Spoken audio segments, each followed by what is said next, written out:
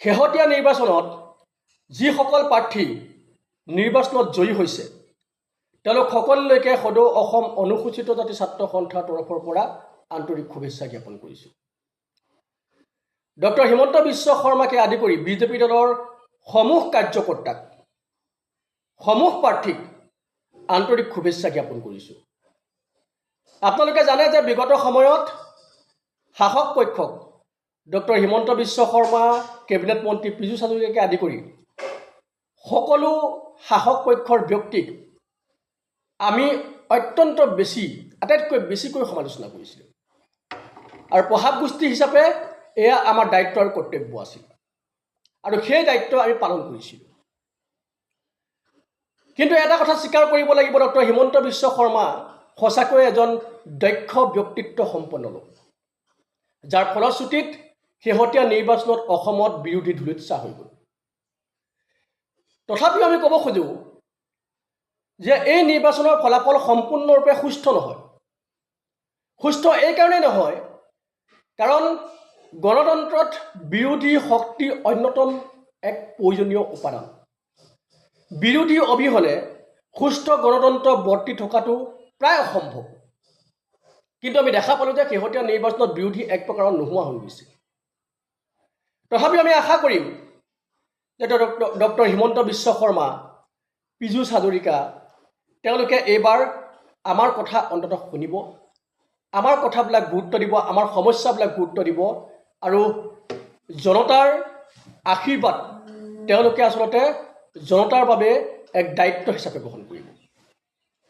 বিশেষকৈ আমি ক'ব খুজিছোঁ অনুসূচিত জাতিৰ লোকসকলৰ কথা। সমগ্ৰ অসমৰ অসমীয়া জাতিৰ অৰ্থনৈতিক, সামাজিক, ৰাজনৈতিক ভৱিষ্যতৰ কথা চিন্তা কৰাৰ লগতে অনুসূচিত জাতিৰ লোকসকলৰ যিবোৰ সমস্যা আছে, ভুৱা জাতিগত প্ৰমাণপত্ৰৰ সন্দৰ্ভত, ভূমিহীন লোকক ভূমিপট্টা প্ৰদান কৰাৰ সন্দৰ্ভত, বেকলগ পদসমূহ পূৰণ কৰাৰ সন্দৰ্ভত, অনুসূচিত জাতিৰ ৰাজ্যিক আয়োগ গঠন কৰাৰ সন্দৰ্ভত, অনুসূচিত জাতিৰ উন্নয়ন নিগমৰ সন্দৰ্ভত, অনুসূচিত জাতিৰ বিভাগসমূহত চলি থকা দুৰ্নীতিৰ সন্দৰ্ভত, অনুসূচিত জাতিৰ খাটি খোৱা মানুহবিলাকৰ সুস্থ ভৱিষ্যতৰ সন্দৰ্ভত, অনুসূচিত জাতিৰ ছাত্ৰ ছাত্ৰীৰ সুস্থ ভৱিষ্যতৰ সন্দৰ্ভত যিবিলাক দাবী আমি উত্থাপন কৰি আহিছোঁ, সেই দাবীবিলাক পূৰণৰ ক্ষেত্ৰত তেওঁলোকে গুৰুত্ব দিব। এই কথাটো তেওঁলোকৰ ওপৰত আমি আশা প্ৰকাশ কৰিলোঁ।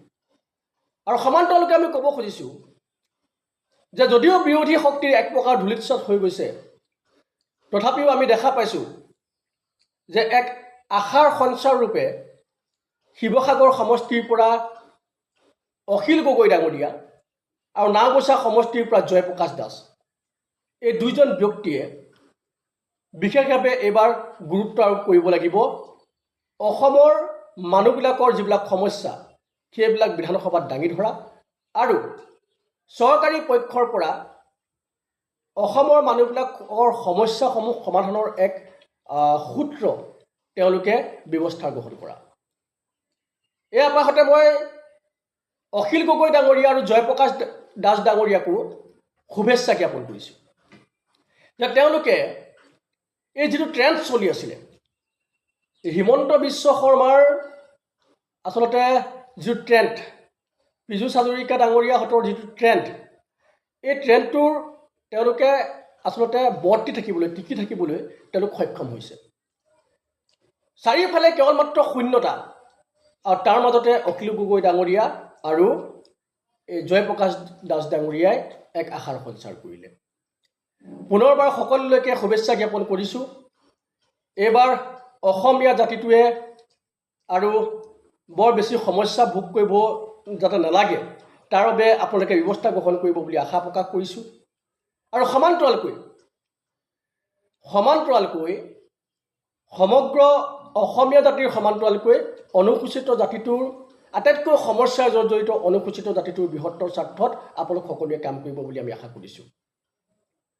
এটা কথা নকলেও হ'ব, ডক্টৰ হিমন্ত বিশ্ব শৰ্মা আজিৰ তাৰিখত অসমৰ ৰাজনীতিৰ আটাইতকৈ দক্ষ এজন ব্যক্তি।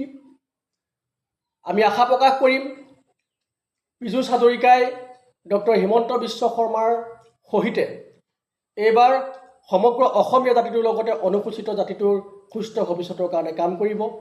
আমি আশা প্ৰকাশ কৰিম অখিল গগৈ ডাঙৰীয়া আৰু জয়প্ৰকাশ দাসে বিৰোধীৰ পক্ষত থাকি হ'লেও সমগ্ৰ অসমীয়া জাতিটোৰ উত্তৰণৰ কথা চিন্তা কৰাৰ লগতে অসমীয়া জাতিৰ অস্তিত্বৰ কথা চিন্তা কৰাৰ লগতে সাধাৰণ খাতি খোৱা মানুহৰ সমস্যাবিলাক তেওঁলোকে দাঙি ধৰিব আৰু অনুসূচিত জাতিটোৰ কথাও সমান্তৰালকৈ তেওঁলোকে চিন্তা কৰিব।